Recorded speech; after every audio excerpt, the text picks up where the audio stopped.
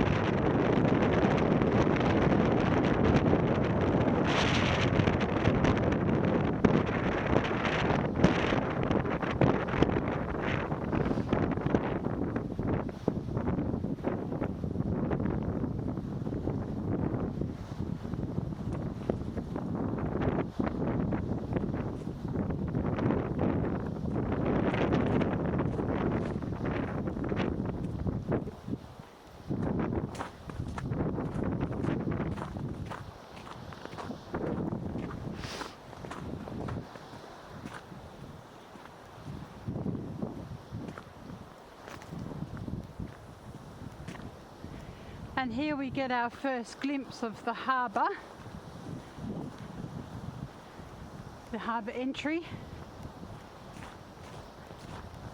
And this is the harbour that serviced the castle.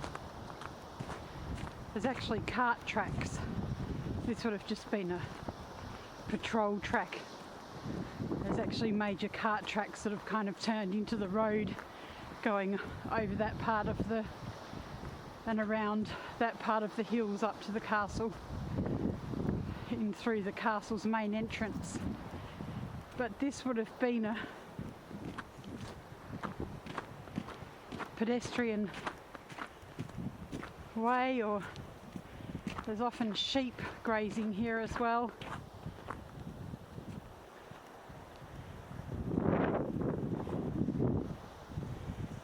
So it's quite the craggy coastline, cliffs, quite dramatic.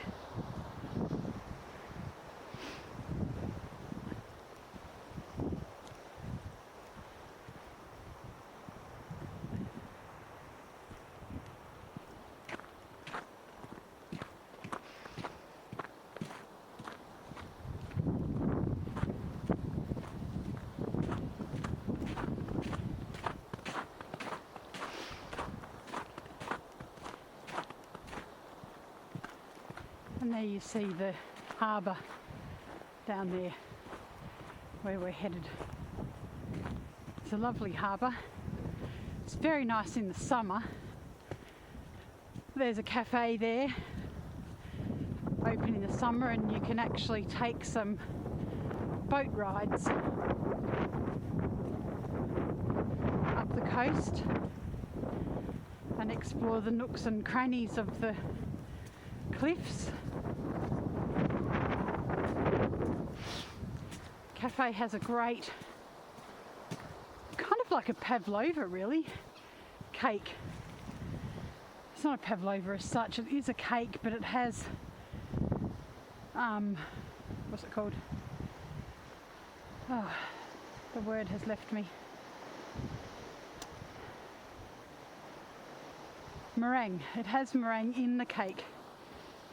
So it's a bit like a pavlova, so that always reminds me of Australia, the place where pavlova was invented.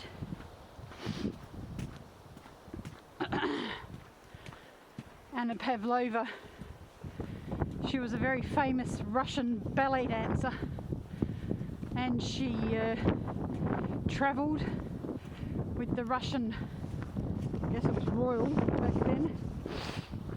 No, it wasn't actually, because it was after the Russian Revolution. So she travelled with the royal, or the Russian ballet company, I suppose they were called that back in the day, to perform in Australia. And I think there's a little bit of discussion about whether it was a chef in Melbourne, hotel manager in Melbourne, or a hotel manager in Perth. I don't know, I'm sure someone's going to put something in the comments section about this. Who said to the hotel chef, I want you to create a dessert that is very light, just like Anna Pavlova when she's dancing. And so this chef, he invented the pavlova, and it was a great success. And pavlova has really become the sort of staple dessert for Australians, really. If you're going to have a dessert, you have a pav. Have a pav. Let's have a pav. So, yeah, pavlova. I miss pavlova. I can't cook it myself. I can't get it to rise. I don't know. I've tried a few times, but anyway, down to the harbour.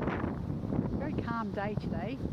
Probably a bit of wind, it's probably a bit annoying, but on other days you can come here and it's so windy and the waves are just crashing on the beach and crashing on the harbour, and yeah, it gets very windy. Here's another vantage point. See straight down the cleft of the cliff.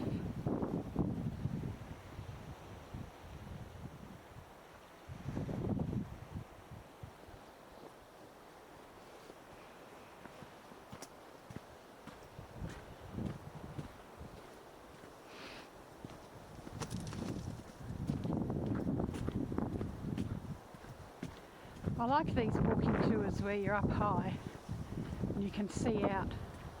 It's a nice clear day today as well for a winter day. Not so much snow along this part of the track though. That's good, it's not so slippery. There's another vantage point and you can see right out the coast. See a few ships going past on their business, taking cargo to various places around the globe.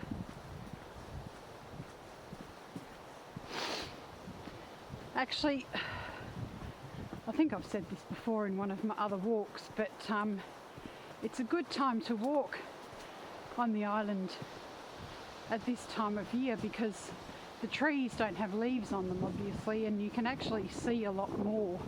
In the summer this path is somewhat tunnellated by the forest, which is also a very lovely experience, but in the winter you can keep your eye on the coastline because you can actually see through the trees, and all along the coastline there's just these lovely little vantage points where you can look out and appreciate the expanse of the Baltic Sea. Here's another one. Oh, this one goes down. Well, I'm not going to go down there. Yeah, that pretty much gives you the same experience as the last one. So now we walk down into the harbour.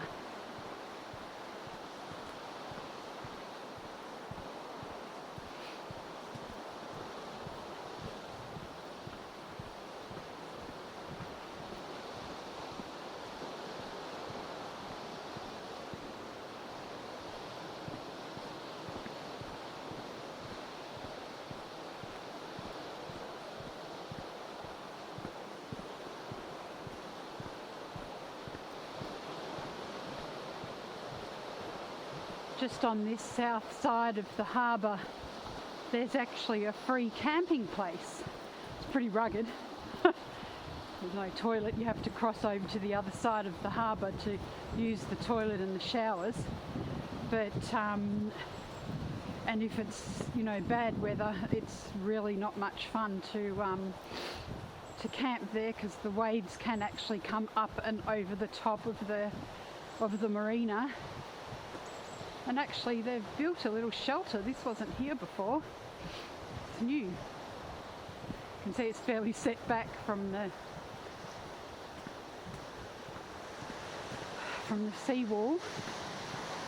But yeah, you can come here and pitch a tent. Doesn't cost anything. You just have to be the first one here. This is the north end of the harbour. We'll walk around the back a bit and go over to those buildings over there, and that's where I'll end the tour. Let's have a look at this little shelter. Brand new.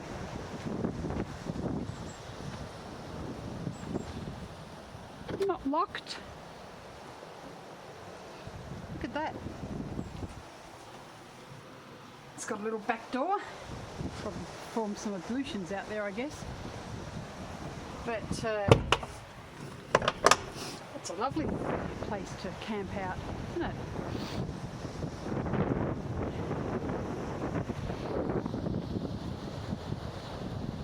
It's one of the things that I absolutely love about Danish culture, and is just the information about the camping place and where there's other free camping places around the island. There's quite a few actually.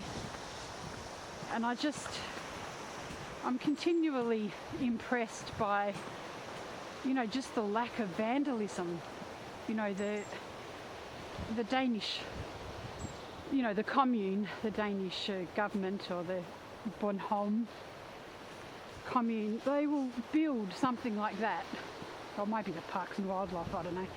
Anyway, the public body will build something like that and it will stay like that. People just take care of things here. Also the tourists. And it's just, the level of trust in the society here. I know I've said it before on a couple of my other walks when we've walked past spotless picnic shelters that don't have any graffiti on them. They haven't been vandalised. They don't stink of what. And it's just wonderful. It just means that everyone can enjoy this, the privilege of having shelter. And I just really admire that in the society, and I hope it never gets destroyed.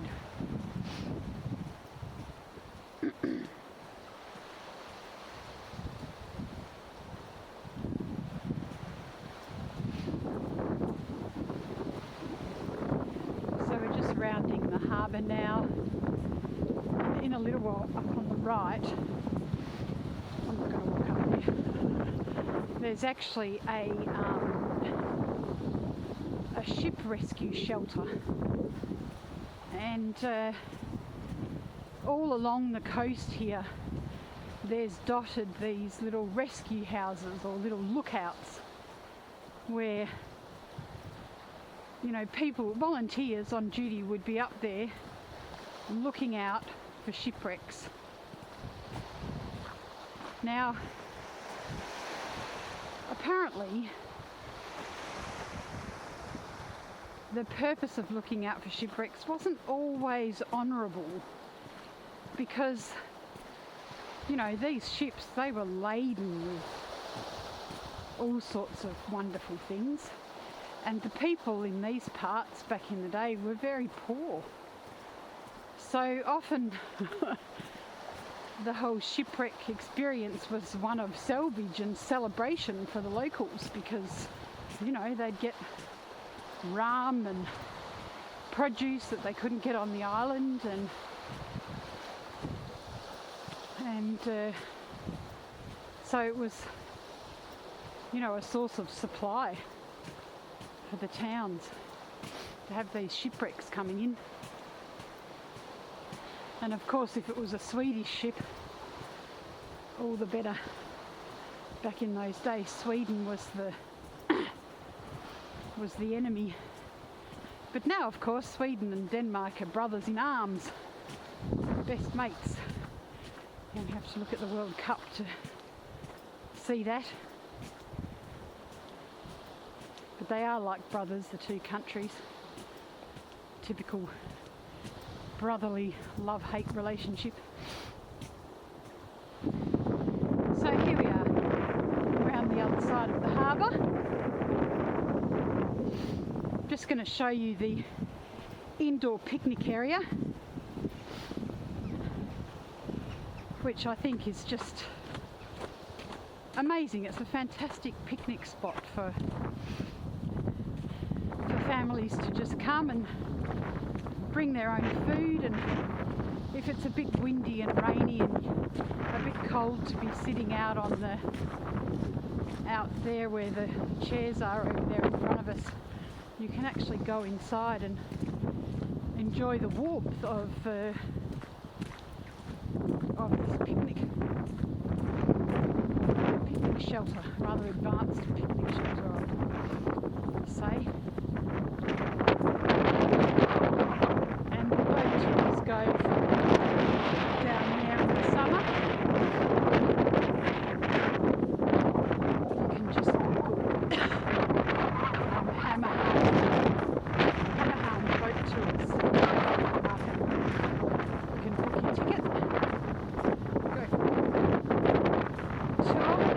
actually done it myself. I must do it. I tried to do it a couple of times the last 2 summers, but just never sort of got around to it. So I'm really going to try and do it this year.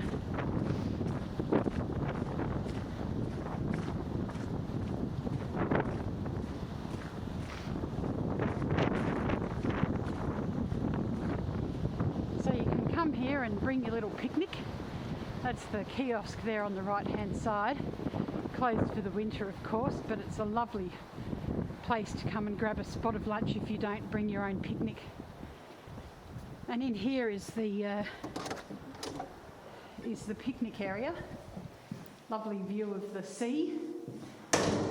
Some nice history of the area. And you can basically just come here and enjoy your food if it's a bit cold outside. I just think it's such a lovely thing to offer the public. And then there's toilets and showers and stuff for the boating people to use when they come. So that is the walk from Hammershus down to Hammerhavn or Hammer Harbour. I hope you enjoyed it. This is Bronwyn Lund signing off from the very northern tip of Bornholm. Thanks for coming along.